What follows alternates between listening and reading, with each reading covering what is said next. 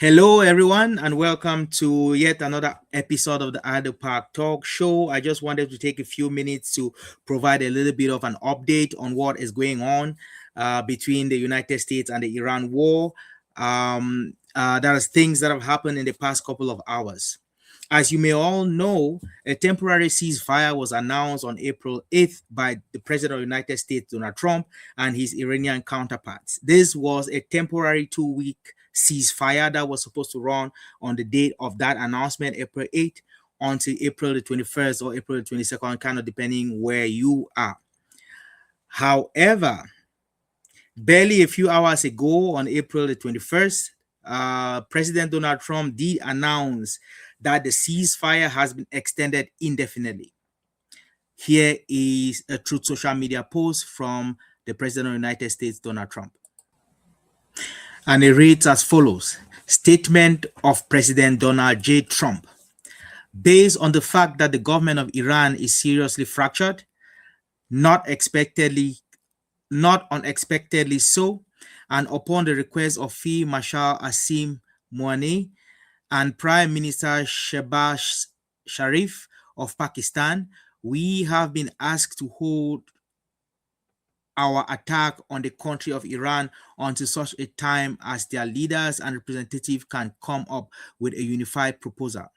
I have therefore directed our military to continue the blockade and in all other respects remain ready and able, and will therefore extend the ceasefire until such a time as their proposal is submitted and discussions are concluded, one way or the other. President Donald J. Trump. So that is Donald Trump's announcement of the ceasefire. And this announcement raises a couple of questions. But before we kind of look into what those questions are, I would like to play a little clip of what Iran looked like shortly after this announcement. This is a short clip of a defiant Iran with people coming out on the streets, and I don't know if they are jubilating the extension of the ceasefire, or this is a show of resistance on behalf of the people of Iran. But I'd like you to take a look at the video and then make your own judgments.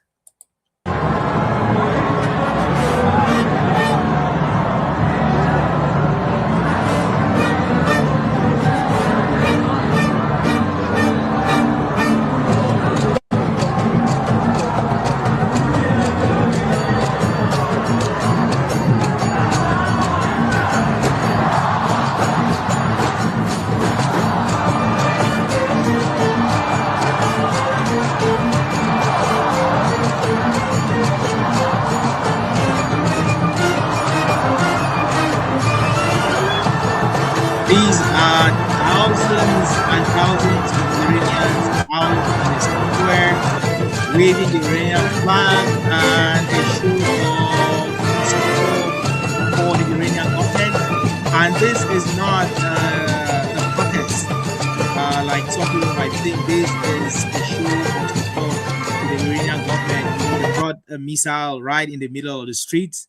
I'm not sure why they would pull out a missile launcher in the middle of the street, but these were Iranian people jubilating or celebrating or demonstrating their readiness to defend their country. And so they came out on the streets in their numbers to show support for the Iranian government. So that was Iran a few hours ago. Just coming back to the Truth Social post and Donald Trump's declaration of the extension of the ceasefire, which sounds like it's an indefinite suspension. I would put up the post again, and then we can kind of go through some of the issues that I kind of identified. First of all, this sounds very clearly like it is a unilateral extension of the ceasefire. It didn't say that the United States and Iran have agreed to extend the ceasefire. Is the United States simply unilaterally extended the ceasefire indefinitely, because of a request from the Pakistani Prime Minister and a field marshal. So the question is, where this was the Prime Minister Sharif communicating to the United States based on information from Iran? It doesn't really seem like Iran is requesting for an extension. It feels like Pakistan, who has been playing mediator for the past couple of days, decided on their own accord to ask Donald Trump for an extension, which Donald Trump, for reasons that I cannot explain, just accepted a ceasefire, accepted an extension of a ceasefire, which he had claimed just this morning.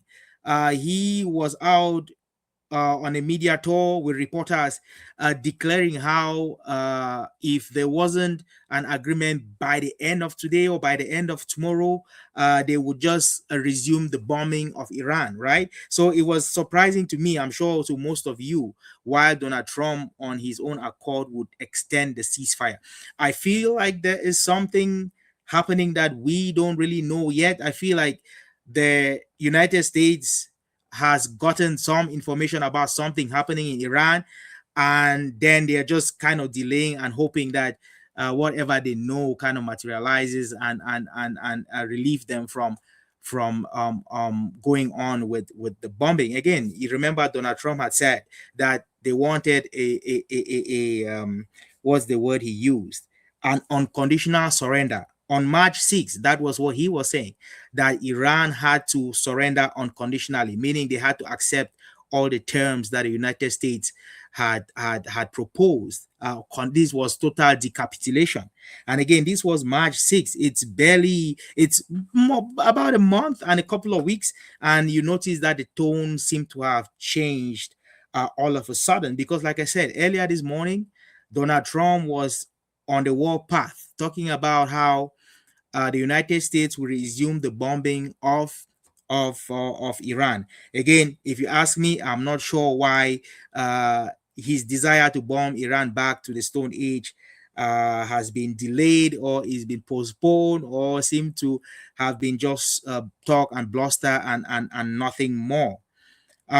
This sudden change of tone and posture uh, raises a lot of curiosity, in my opinion. Why is Donald Trump extending the ceasefire?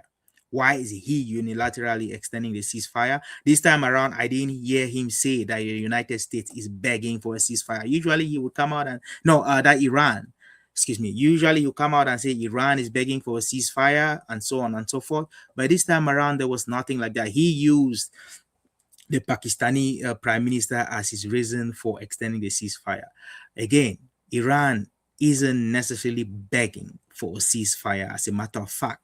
Um, and we've heard the leadership in Iran come out and say they are ready for whatever happens, and they were not in a position to beg for a ceasefire. So this new position by Donald Trump is one that we need to kind of pay attention to. And I guess the question is this the storm? Is this the calm before the storm?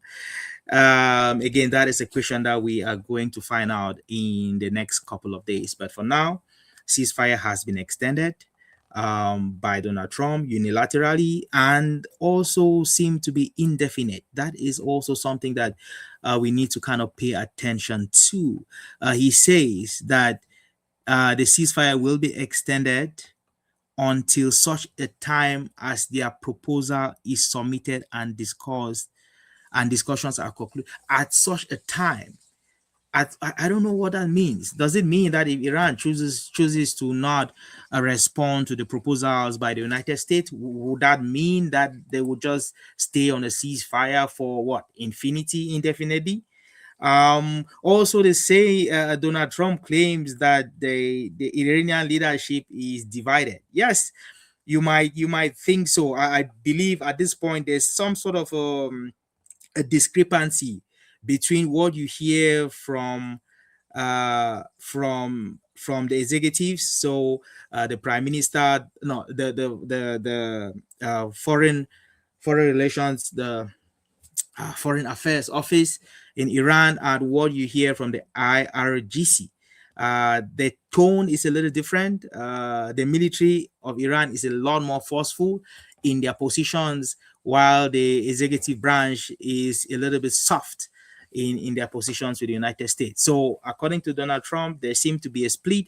So he is giving leadership of Iran, so military, IRGC, and the executive body time to figure out and come out with a unified proposal, which again is something that is a little, I'm a little taken aback by that. When does Donald Trump ever give you a break and give you time to go prepare and go get ready? This is a little, it's confusing, continues to be confusing to me. But again, that is what is happening. Donald Trump is saying that your leadership is divided. Your leadership needs to sit down and come up with a common proposal.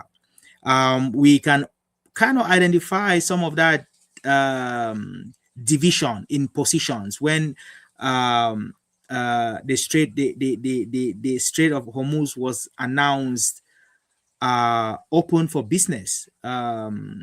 The foreign minister did announce, put a social media post saying that the Strait of Hormuz was open for business and that ships could sail through. However, the IRGC kind of subsequently made a clarification saying that yes, we are going to open the strait to limited shipping, and we are going to control and manage who comes in and who goes out of the strait. So it wasn't like it was completely open and everybody had the right of passage. No, they said we're going to control who comes in. We are going to collect a toll. So it shows a little bit that there's, yes, clearly a discrepancy between those two arms of the government. Another thing too that is important that we talk about is, where are we with negotiations? Yes, the ceasefire has been extended. Negotiations were planned to continue in Islamabad, Pakistan, I think tomorrow. And then representatives from the United States and Iran were expected to be arriving Pakistan early tomorrow to further the conversations and the negotiations. But that seemed to not have happened. The Americans, with J.D. Vance, Vice President J.D. Vance at the helm, had initially intended to head to Pakistan today. But eventually they said the flight was delayed, and then eventually that program got canceled. And my understanding is that Iran wasn't really interested in any further conversation with the United States. Iran did not say clearly whether or not they were going to Pakistan for the second rounds of negotiations. So I believe it's that lack of communication or that lack of enthusiasm on the part of Iran that forced the United States to kind of cancel the trip, because again, it would have been an embarrassment for J.D. Vance and his delegation to go to Islamabad and then for the Iranians to not show up. So that too, I think, is something that we should kind of pay attention to. Why are the Iranians not interested or not, we're not willing to go to Islamabad for a second round of the talks? What does it tell us about Iran? Is Iran saying that, well, we don't care what you want to do to us, we are ready for it? Is Iran saying that you guys are not serious for a peace, so we don't want to come waste our time? Are they saying that we really don't trust the representatives that you're sending? Because again, it's J.D. Vance who was there during the first round. It's Steve Witkoff, and of course Jared Kushner. These are people who have dealt with the Iranians on several occasions. I think there is a significant lack of trust between the Iranian delegation and of course the delegation that the United States decided to send over to Islamabad. The first round of peace talks was held in Islamabad, Pakistan on April 11th. It lasted about 21 hours between April, of course, 11th to April 12th. These were form of direct talks and of course moderated by Pakistan. Again, like I said, the talk lasted 21 hours, and during this time, it is reported that J.D. Vance, who was head of the American delegation, made at least 11 phone calls again during this 21-hour period negotiation, made 11 phone calls, calling back to Washington, maybe to consult. And then Netanyahu at one point did mention that J.D. Vance had called him to report back on the progress of the talk. Again, J.D. Vance, Vice President of the United States, calling Netanyahu in the middle of a peace negotiation with Iran to make a report.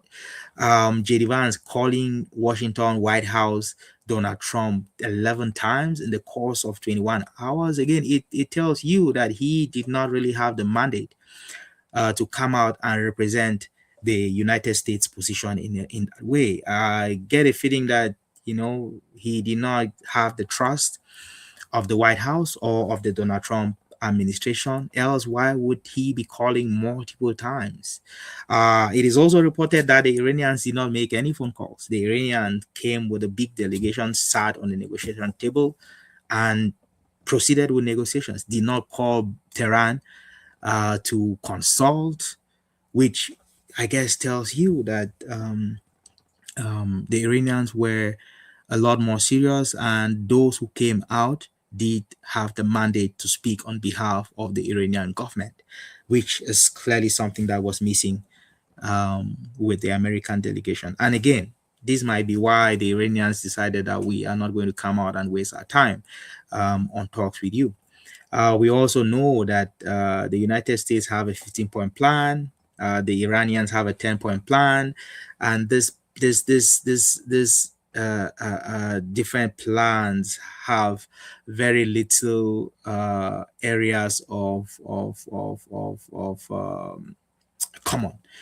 Very little in common. The United States is asking for zero uranium enrichment. Iran is saying that they have a right to enrich uranium. The United States is saying that they want to repatriate the 450 kilograms of Iranian enriched 60% enriched uranium back to the United States, and Iran is saying it's theirs. They're entitled to keep it. Again, their positions are on the extremes, and have very little common ground, as I know. So, question to ask: what is the status of negotiation? Are they hoping to renegotiate, have a second round of the peace talks? Is Donald Trump just going to wait until Iran is ready to come back to the table? Again, it's hard to tell. Or what do the Iranians know? Do they know something that is not out there open to the general public in terms of the United States real plan? We do understand that on two occasions. So on the 12-day war, Iran was actively negotiating with the United States when they were attacked. And we also know that on February the 28th, there were plans for Iran to go back to the negotiating table. And again, they got attacked. So yes, Iran might just have given up. There's no point negotiating. We're just going to wait for the attack, and then we are going to retaliate. This kind of leads us to our next conversation. What is going to happen post the 2-week ceasefire, which ends on the 22nd? Yes, this has been extended, but extended for how long? I think that is the question. How long is Donald Trump going to be patient, waiting for the Iranian government to present a unified front, or to present a unified counter proposal to the offer that Donald Trump has made? That is a question to ask. At this point, one could also ask, is the United States simply by playing and trying to buy time so that their assets could get located, so that they could bring in more soldiers? Because at this point they have about 50,000 to 60,000 men in the area of the Middle East? Are they needing more assets to coming? Are they needing to resupply? And is that why the United States is willing to extend this ceasefire for an indefinite period of time? Are they just trying to give the Iranians a false sense of confidence and hope that the war is ending? And then so that they might, um, um, weaken their guards, and then America attacks. I'm sure this is what is going on in the minds of the Iranian leaders and their top generals. I have an interview here by a very renowned Iranian professor, Mohammed Maranti. He is a very prominent Iranian commentator who comes on social uh, talk shows and represents the Iranian position. He has something to say with respect to how Iran is preparing and moving forward with this war. Iran continues to prepare for war, and they know that another attack is imminent. So let's listen to Professor Morandi. Yes, I think the Iranians are assuming that there will be war and that war is very close. I'm not saying that this is for certain, but that is the working assumption. And they have been preparing themselves for a new round of fighting ever since the previous round of fighting halted, literally 24 hours a day. And they've been building new missiles, new drones. They've been expanding their underground facilities, their factories. And as you know, not only are Iranian missiles and drones kept underground, but many of the factories that produce key strategic weapons for Iran of all sorts, they are all underground now. They've been underground factories have been built for such an occasion.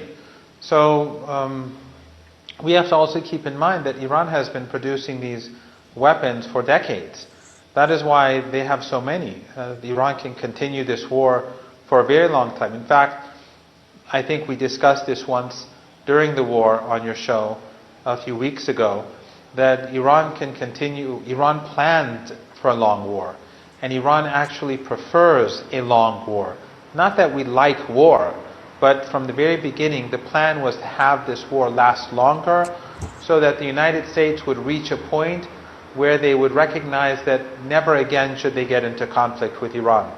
And in fact, over the weeks during the war, people who I spoke to who were informed, they wanted the Americans to carry out a land invasion. Again, not because they like war, because they believe in Iran that in order for the United States to come to the recognition that war against Iran is a bad idea, both now and in the years to come, the best way is to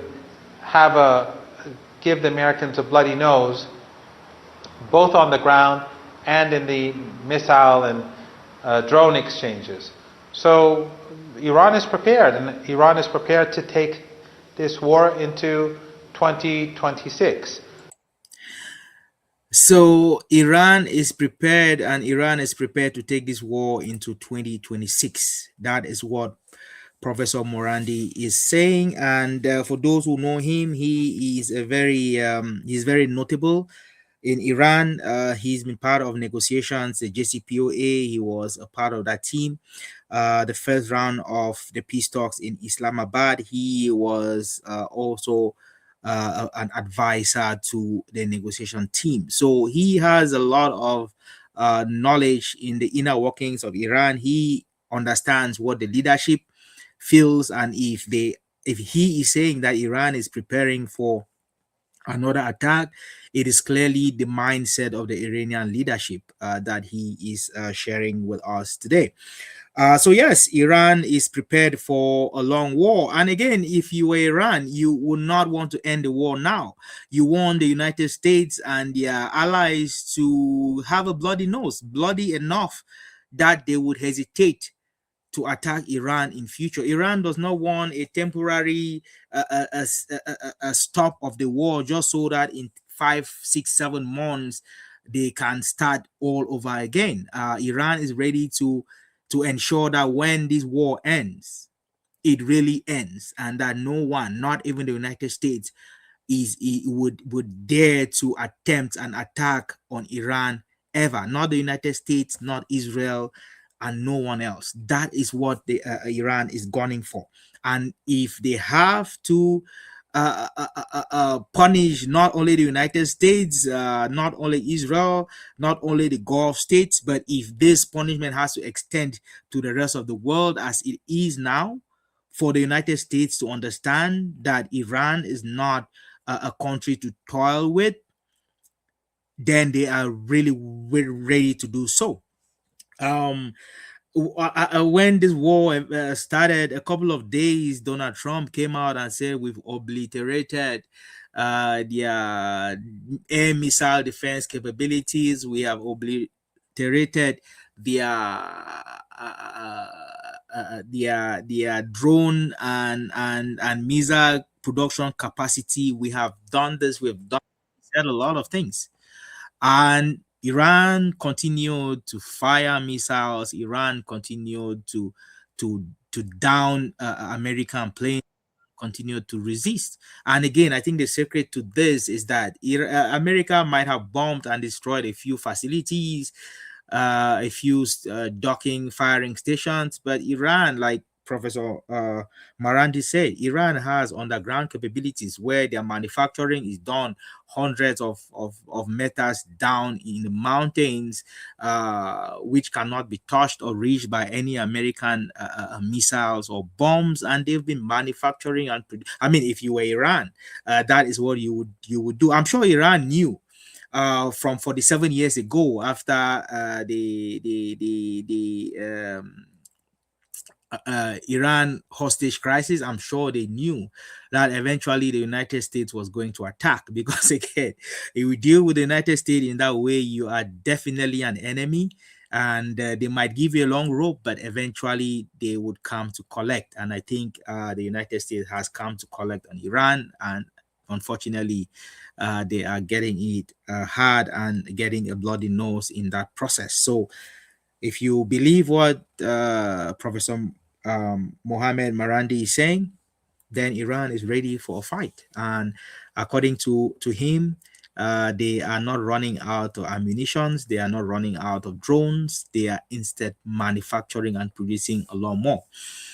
Some military leaders have also come out to say, well, they have weapons that they haven't even tested yet. Right, and that if the United States resume the attack on Iran, then they would have to use some of the new missiles and rockets that they haven't used. I mean, we've seen a couple of new rockets and missiles that Iran has developed and that they have put into the sphere of this fighting during this, they call it the 40-day war. Mm, mm, uh, Professor Marandi calls it the Ramadan War. So call it whatever you may. The last phase of this war, Iran has used and deployed new missiles and new technology in war fighting. To end this short presentation, I would also like to play a clip that I got off Facebook. Unfortunately, I wasn't able to identify who had produced this clip. It's a kind of some sort of a comic relief. It's a cartoon illustration of some of the key developments during this war, and a very clear depiction of Donald Trump's flip-flopping. It's a cartoon, but it really captures the essence of the key moments in the past couple of days, past couple of weeks. Again, this is just for fun. Take some time uh, to enjoy. But again, like I said, it captures very succinctly, very clearly the key highlights during this war, with Donald Trump flip flopping and tackle whatever it is that is. And yeah, you would see very clearly where things are. Strait of Iran is fully open and ready for full passage. Only if your naval blockade is lifted. Oh, and you guys are giving up all of your enriched uranium. It's going to the United States. Iran's uranium will not be transferred anywhere. This is a sovereign red line. You guys have to stop dreaming. Perhaps we could take a small break. No break! We're making great progress! This is the golden age of the Middle East. By the way, what is this guy wearing? Do not ask. Otherwise, You would be bombed to hell. to hell. Confirmed. Oh well, look what we got here. Every ship that goes through the strait will get shot. Like the 2 vessels today. We will not let you blackmail us! The strait has returned to its previous state. Strict management and control by Iran. The meeting went great! Most points agreed! We are very close to a deal! Maybe you should stay off Twitter for a bit. He's negotiating with himself again. Want the full story behind the recent negotiations? Comment Hormuz, we'll DM you the full breakdown. And follow Wartoon every day, a new weapon, a new story. Wasn't that funny? And didn't that clearly depict some of the key moments of this war since it started February 28th? So yeah, that is me signing out. Thank you very much for watching, and if you found this interesting or informative enough, please like and subscribe to our Idle Park Talk Show page. We have a Facebook page, the Idle Park Talk Show, and of course we do have a YouTube channel as well. So please subscribe to our YouTube channel and follow us, Idle Park Facebook page, and of course please share the link to those who you know might be interested in politics. Thank you very much, and we would see you again soon.